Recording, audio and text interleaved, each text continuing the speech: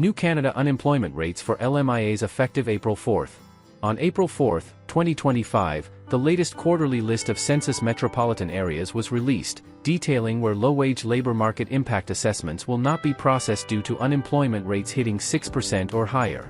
This video, effective from April 4 to July 10, 2025, could impact thousands of employers and foreign workers across the country. Whether you're an employer relying on the TFWP or a worker seeking a Canadian work permit, this news is revolutionary. Let's dive into the details, explore the full list of affected areas, and uncover what the change means for Canada's labor market. What's happening with LMIAs in Canada? The Labor Market Impact Assessment is a critical document for Canadian employers looking to hire foreign nationals under the TFWP. It's essentially a government check to ensure that hiring a foreign worker won't negatively affect job opportunities for Canadians. However, since September 2024, the federal government has tightened the reins on the low-wage stream of the TFWP. The policy?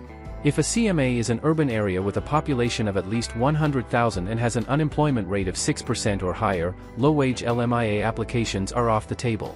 No LMIA, no hiring foreign workers, and no renewing work permits for existing TFWP employees in those areas. This video, rolled out on April 4, 2025, identifies 24 CMAs where low-wage LMIAs won't be processed until the next review on July 11, 2025. The video reflects a broader effort to prioritize Canadian workers in regions where jobs are scarce, but it's sparking heated debates about labor shortages, economic growth, and immigration policy. Below, we'll break down the numbers, highlight the affected regions, and offer actionable advice for navigating this shift. The government's April 4 update provides a snapshot of unemployment rates across Canada's CMAs, comparing them to previous quarters. Here's the full list of all the CMAs where low-wage LMIAs are currently blocked, along with their unemployment rates effective April 4, 2025. Note, not applicable indicates the CMA wasn't previously listed in the unemployment rate table for those periods. Key takeaways from the data. Z-notation spot new additions, 6 CMAs, Fredericton, Drummondville, Red Deer, Kamloops, Chilliwack, and Nanaimo were added to the list this quarter, reflecting rising unemployment in these regions. Z-notation spot biggest jumps, Peterborough, Ontario, saw a staggering increase from 4.5% to 9.9%, while Brantford, Ontario, climbed from 4.2% to 7.2%. Z-notation spot off the list, Regina, Saskatchewan, 5.9%, and London, Ontario, 5.5%, dropped below the 6% threshold, meaning low-wage LMIAs can now be processed there until the next update. Z-notation spot persistent highs, major hubs like Toronto, 8.6%, Windsor, 9.3%, and Edmonton, 7.3%, remain well above the cutoff, signaling ongoing economic challenges. If a CMA isn't listed, its unemployment rate is below 6%, and low-wage LMIA applications remain eligible for processing. This policy, introduced in August 2024 and effective since September 26, 2024, isn't a one-off. The unemployment rate table is updated quarterly in January, April, July, and October, allowing the government to adapt to shifting economic conditions. The April 4 update is the latest chapter in this evolving narrative. Workarounds for getting low-wage LMIAs in ineligible CMAs. Don't panic, there are options. Z-notation spot switch to high-wage stream, increase the wage to meet or exceed the provincial median, adjusted to 20% above the median since November 8, 2024. For example, in Ontario, where the median is $28.39, the high-wage threshold is now $34.07 per hour. Z-notation spot focus on exempt sectors. Critical sectors like agriculture, healthcare, and construction are exempt from the 6% rule, even in high unemployment CMAs. Z-notation spot waited out. If unemployment drops below 6% by July 11, 2025, low-wage LMIAs could resume. Check the CMA's trend. Some, like Vancouver, are borderline at 6.6%. What does this mean for foreign workers? If you're a foreign national hoping to work in Canada under the TFWP, this update could derail your plans. Z-notation spot job hunt shift, avoid the 24 listed CMAs and target regions like Halifax, 4.8%, Quebec, 5.1%, or Victoria, 3.4%, where LMIAs are still processed. Z-notation spot permit expiry risks. If you're on a low-wage TFWP permit in an affected CMA, you'll lose work status when it expires. You can apply for a visitor record to stay in Canada, but you can't work. Z-Notation Spot Employer Negotiation. Ask your employer to bump your wage into the high wage stream or wait 3 months for the next update. Pro tip for job seekers. Z-Notation Spot use the government Census of Population postal code tool to check a job location CMA status. Enter the postal code, look under Census Metropolitan Area/Census Agglomeration, and cross-reference the unemployment rate. If it's a CMA with 6% or higher, steer clear unless the wage is high. How to check if your location is affected. Not sure if your workplace falls in one of the 24 CMAs? Here's a step-by-step guide. Z-Notation Spot. Grab the postal code, get the full postal code of the job location. Z-Notation Spot. Visit the Census tool, head to Statistics Canada's Census of Population site. Z-Notation Spot. Search and analyze, input the postal code. On the results page, look for Census Metropolitan Area/Census Agglomeration. 1. Census Agglomeration, you're in the clear, LMIAs are eligible. 2. Census Metropolitan Area, check the unemployment rate in the table above. If it's 6% or higher, no low-wage LMIA for you. 3. Not listed, if the geographic level isn't shown, the application is good to go. The bigger picture, Canada's labor market in 2025. This LMIA crackdown isn't happening in a vacuum. Canada's economy is grappling with post-pandemic recovery, inflation, and a housing crisis, all of which tie into unemployment and immigration policy.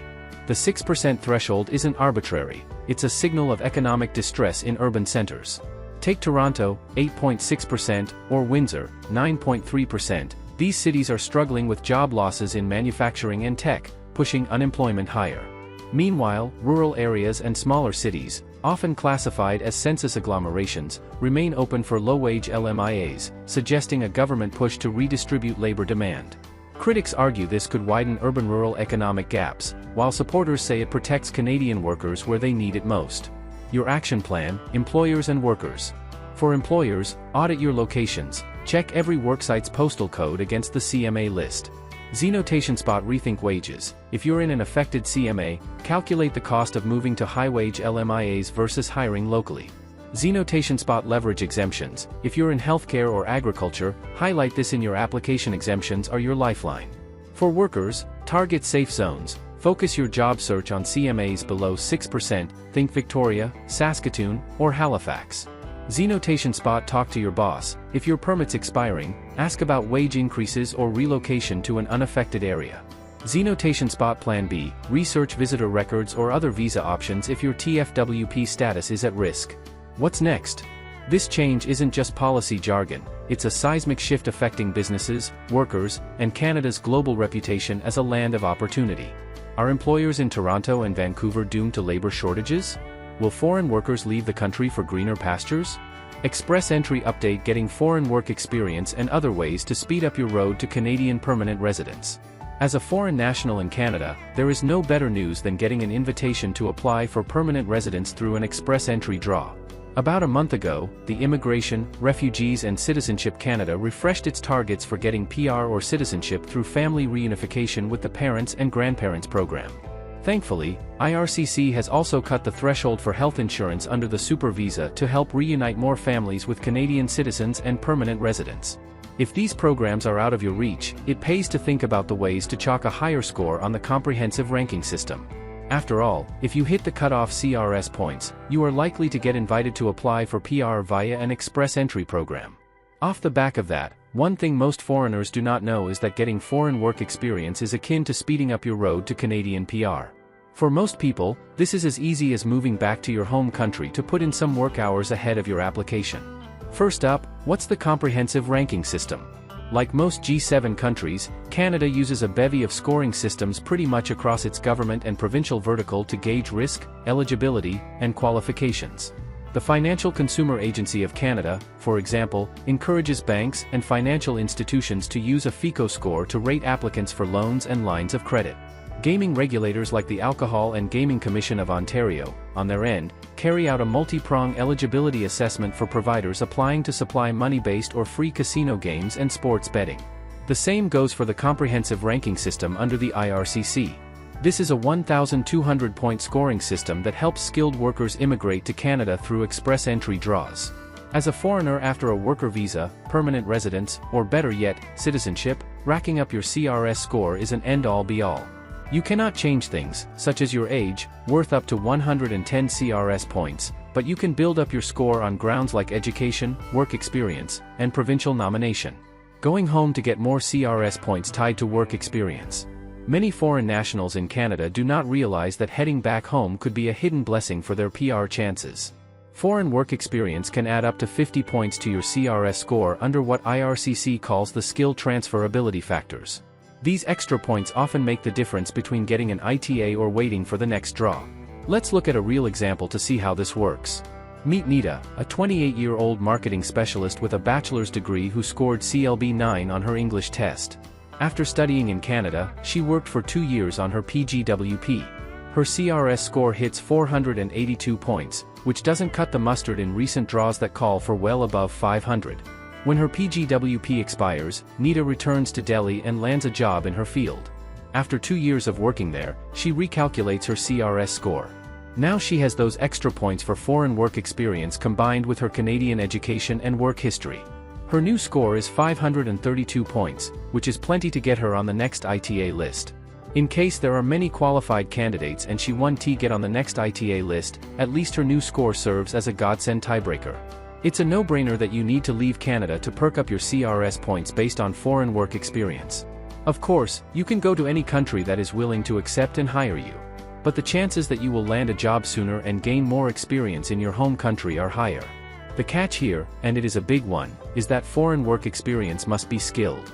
Think TER 0, 1, 2, or 3. Not just that, these points are chalked based on how your foreign work ties to other factors, read, Canadian work experience or language skills. You will bag the most CRS points, maxed out at 50, when you pair at least 3 years of foreign work with either CLB 9 language scores or 2+ years of Canadian work. Even with just 1 or 2 years of foreign work experience, you can still pocket 13 to 25 extra points, which are often enough to push you over the line in competitive draws. What's more, leaving Canada doesn't kick you out of the running for Canadian experience class draws. As long as you've clocked at least 1 year, 1,560 hours of Canadian work experience within the 3 years before applying, you're still eligible for CEC-specific draws, which usually have lower cutoffs. Learning or improving a second language. While you're away from Canada, putting time into language learning can seriously boost your CRS score. You can earn up to 160 points for language skills alone if you're applying without a spouse. Many people retake tests like IELTS, CELPIP, or TEF to push their scores up. Just moving from CLB 9 to CLB 10 can add previous points to your total. Even if English is your primary language, adding French skills can earn you up to 50 bonus points. Adding another degree. Education is another area where you can gain points while outside Canada. The CRS awards up to 150 points for education, without a spouse. The higher your degree, the more points you get. Wrapping up. The good news is that your Express Entry profile stays active for 12 months after submission, regardless of where you are. While outside of Canada, research which provinces have nomination streams that match your skills and experience, be it Saskatchewan, Nova Scotia, and Ontario. You can also retake your language tests to bump your CLB level. With shifting LMIA requirements and evolving Express Entry pathways, staying informed is key to securing permanent residence in Canada. Whether you're applying as a skilled worker or looking to support a foreign hire, these updates offer valuable insights to move forward confidently. That is all for today, in this video. What are your thoughts on this? Please let us know in the comments section below. Thanks for watching the entire video. Hopefully, the information is useful to you. See you later, in the next video. Till then, take care.